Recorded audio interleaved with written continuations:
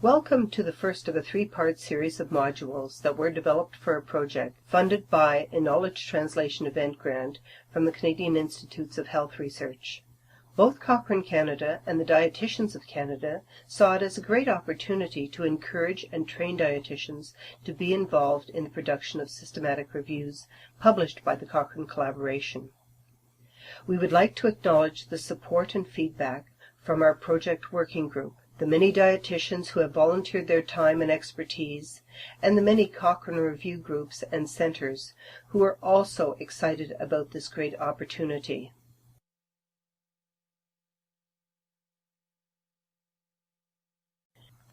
The three modules will provide basic and more advanced training on how you, as a dietitian, can provide feedback about Cochrane systematic reviews before they are published.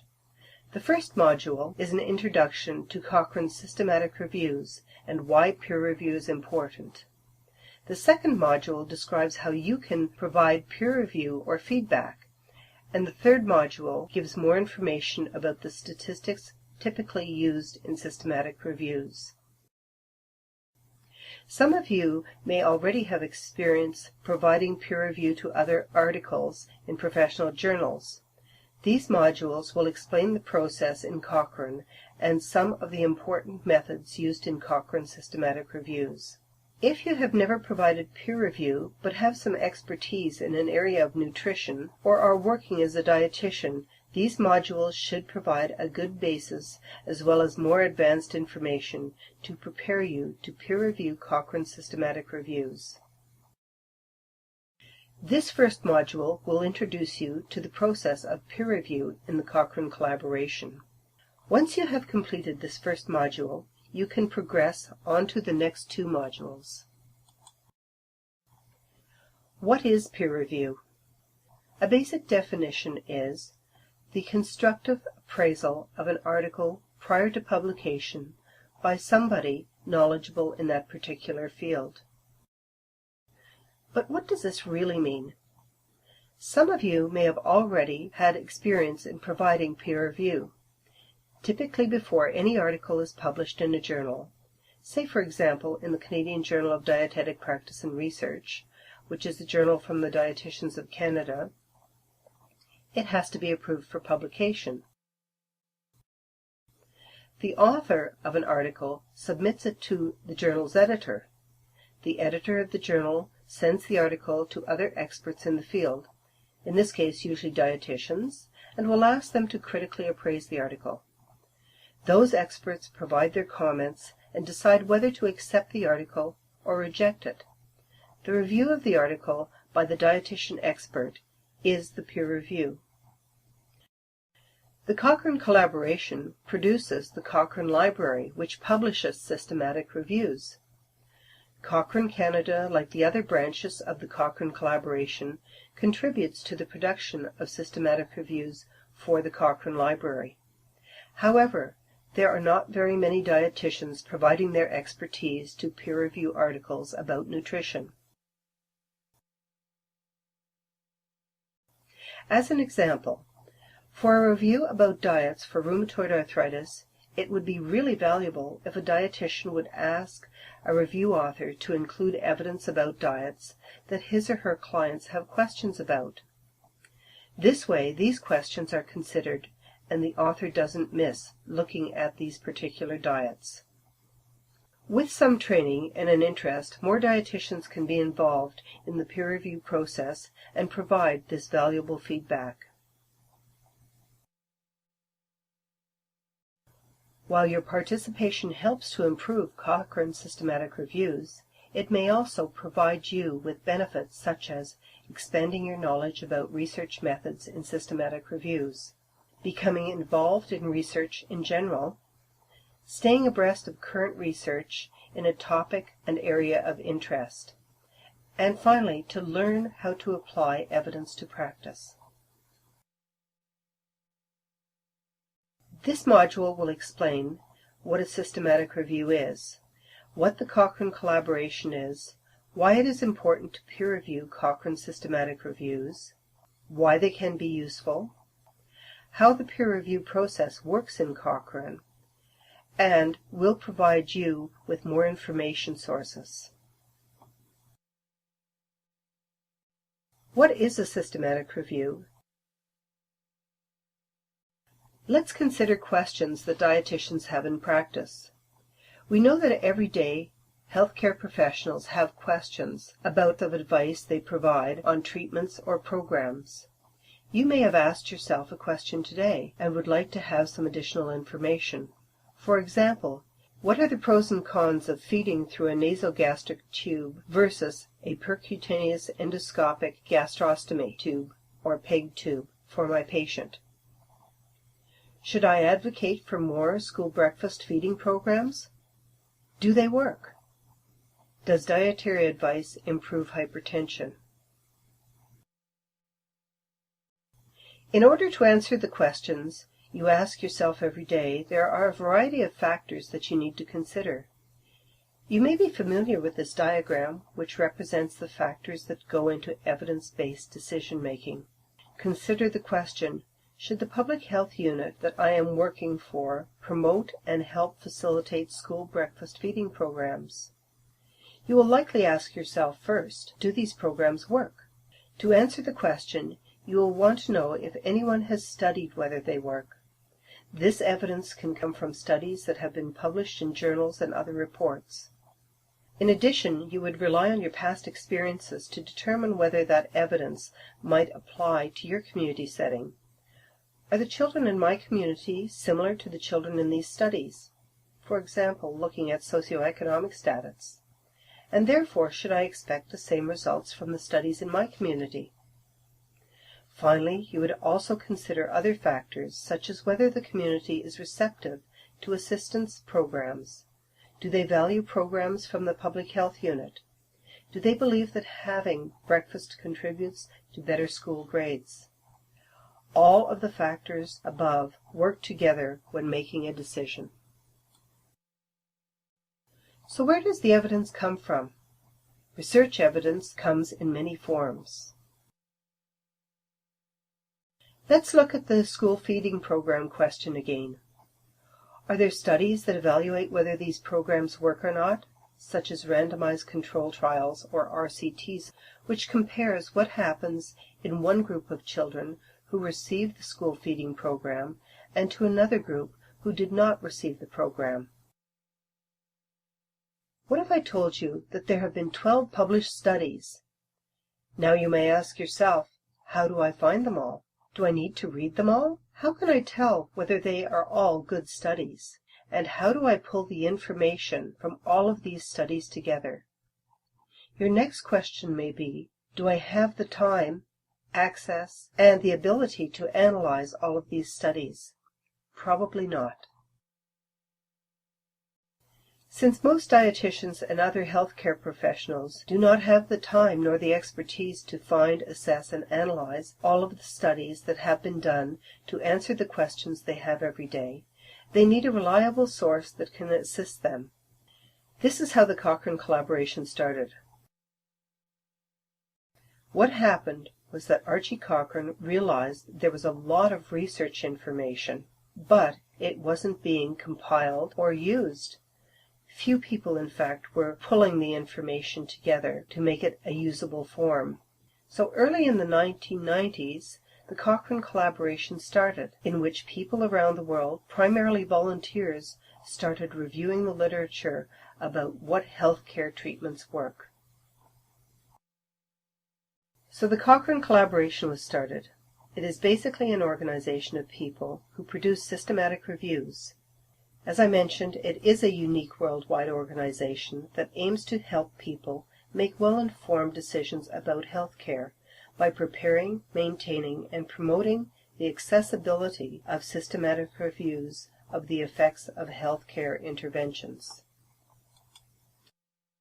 Why it is important to peer review Cochrane systematic reviews. What are systematic reviews? Consider now that you want to answer your question, and you want to know if someone has already reviewed the literature. Are all reviews created equal? In review number 1, we see that there is a clear, focused question on a topic. There has been a search of many databases to find studies. The studies have been critically appraised, and they have used a standard method to pull together results. It could be a meta-analysis. In Review 2, there's a general overview of the topic area, and the search for studies is not clearly defined and could be considered a bit more haphazard. There's been no appraisal of studies, and some studies have been highlighted. Given these of information on Review 1 and Review 2, which review do you think would answer your question better? Most likely you have chosen Review 1, as it would provide the best information. That type of review is considered to be a systematic review. When systematic methods are used, it reduces the chance that the findings from the review are wrong. It reduces the risk that the study results deviate from the truth, called a risk of bias. However, conducting Review 1 can be difficult because authors need special skills, time, and feedback, and many people do not have these skills. For this reason, the Cochrane Collaboration was developed. The main purpose is to help people write reviews, to support and train people to write systematic reviews. This is done by groups across the world who are part of Cochrane. There are in fact 53 groups. Each group has expertise in a health topic. For example, there is a heart group. There is also a group that focuses on ways to treat and prevent wounds. There's a stroke group, a public health group. These are just the names of a few. Each group has a few staff that help conduct systematic reviews about a treatment. Each group also works with volunteers to organize feedback and peer review. Cochrane reviews are about the effects of treatments. It is not about what a disease is, or the prevalence of a disease, or, in fact, disease prognosis. It is about whether a treatment works or not. In the previous examples, the treatments or interventions would be the school breakfast programs, tube feeding, and dietary advice. We know that the best way to answer these questions is by comparing people who have the treatment to people who do not have the treatment. In order to do this comparison, Cochrane reviews usually include randomized control trials. But we will speak more about this type of study in another module. Right now, there are over 4,700 Cochrane systematic reviews, over 2,000 in production, and about 30 are published every month. They can be found in the Cochrane Library at www.thecochrane.library.com. When would a systematic review be useful to you for making decisions for clients or patients in your practice? A systematic review is useful when it is relevant, about the right population, right treatment, and important outcomes, easy to understand, and up to date. How do we make sure that Cochrane systematic reviews ask the right questions and are easy to understand and useful to dietitians? One valuable way is to involve the people who will use the systematic review in practice to be part of the process of writing the systematic review. So why not ask dietitians to write the systematic review themselves? They could actually do a systematic review, but it might be a bit daunting at first. So instead, peer review could be an excellent first step. This ensures that the systematic reviews are better and more useful. The general goals of peer review are to improve systematic reviews.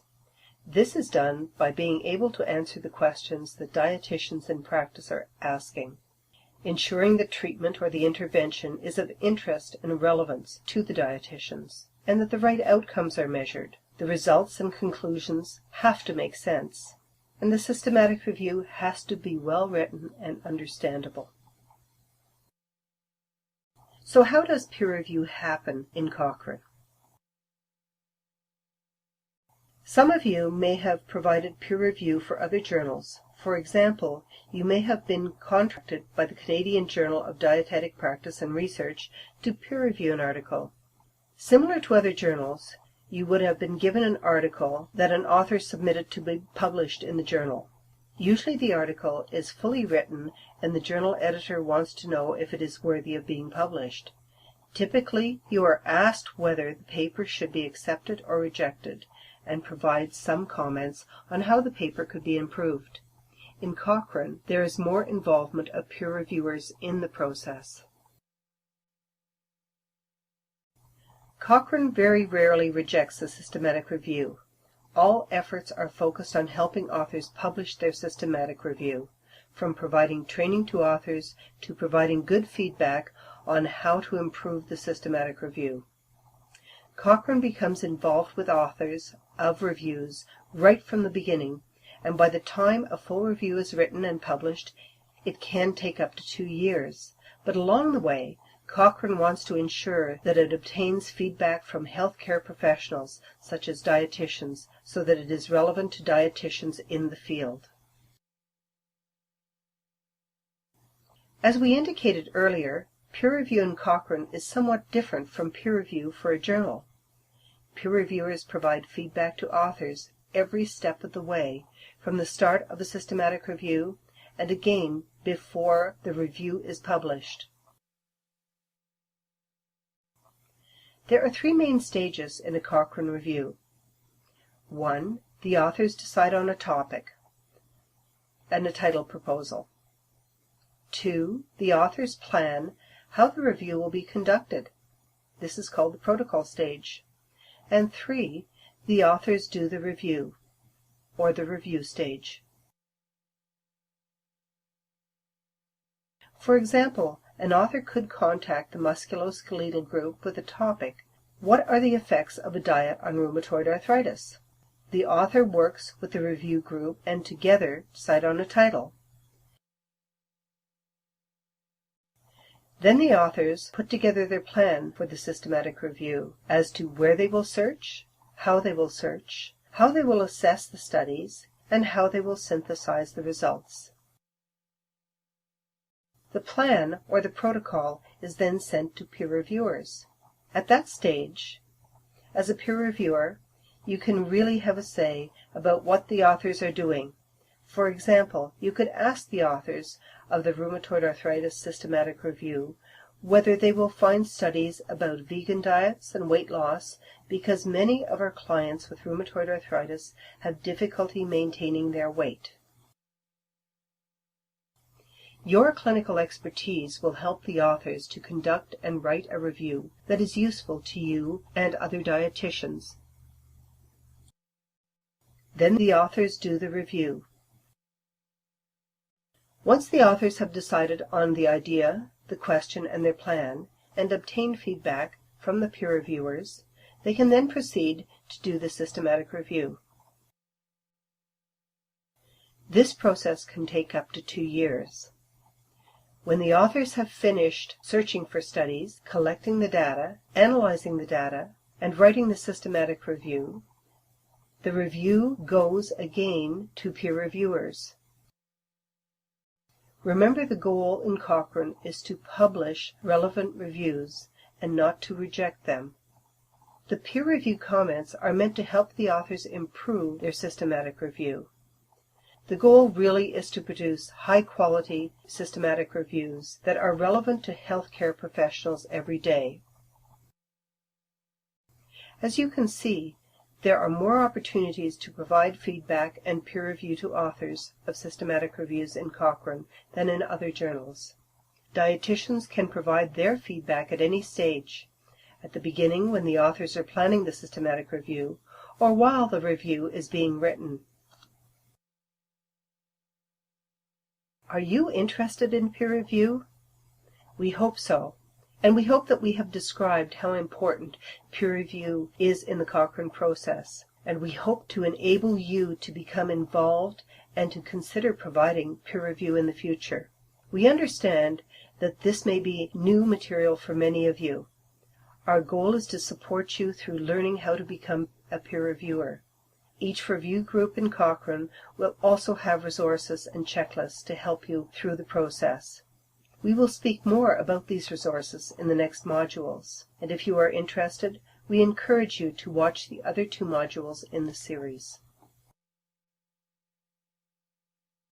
The next 2 modules outline more details to help you succeed in your peer review. In particular, the second module offers specific information about Cochrane reviews and protocols and the process of how to give peer review. The third module is about statistics used in systematic reviews. Peer review, although it requires some time, often from 3 to 6 hours, can make a meaningful contribution to the review process. And you can peer review as often or as little as you would like. It could be 1 time, 2, or 3 times a year. If you have questions, want more information, or would like to become involved in the peer review process, please contact Eileen Villas at Cochrane Canada, and she can put you in touch with the Cochrane Review Group in an area of your interest. If you'd like more information about the Cochrane Collaboration in general, there are 4 webinars at this website in the archived Cochrane Canada Live webinars from June 2011. Or you can visit the website at www.cochrane.org/about-us. We would encourage you to do so, and we hope you will listen to the next 2 modules. Thank you.